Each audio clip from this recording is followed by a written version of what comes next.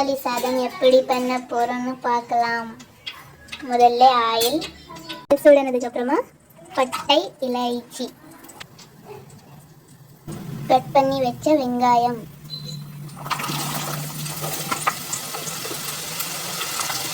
இப்போ இஞ்சி பூண்டு பேஸ்ட்டு,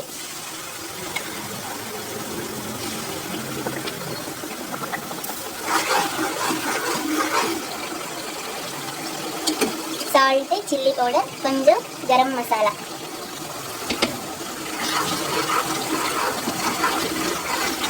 இது கேரட், பீனிஸ், கொத்தமல்லி, பச்சை மிளகா, கொத்தமல்லி, புதினா, கொஞ்சம் கட் பண்ணி வச்ச சிக்கன் இதெல்லாம் போட்டு மிக்ஸ் பண்ணிட்டு அரைச்ச தக்காளி மிக்ஸ் பண்ணிக்கோங்க. லெமன் சாறு இப்போ போட்டுக்கோங்க.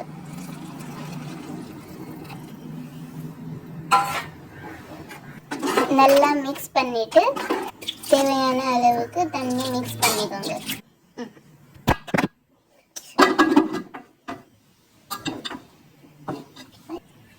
இப்போ 5 விசில்ஸ்.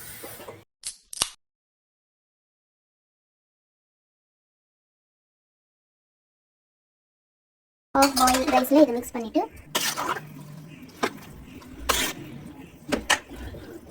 இப்போ இது துணி போட்டு மூடிடுங்க.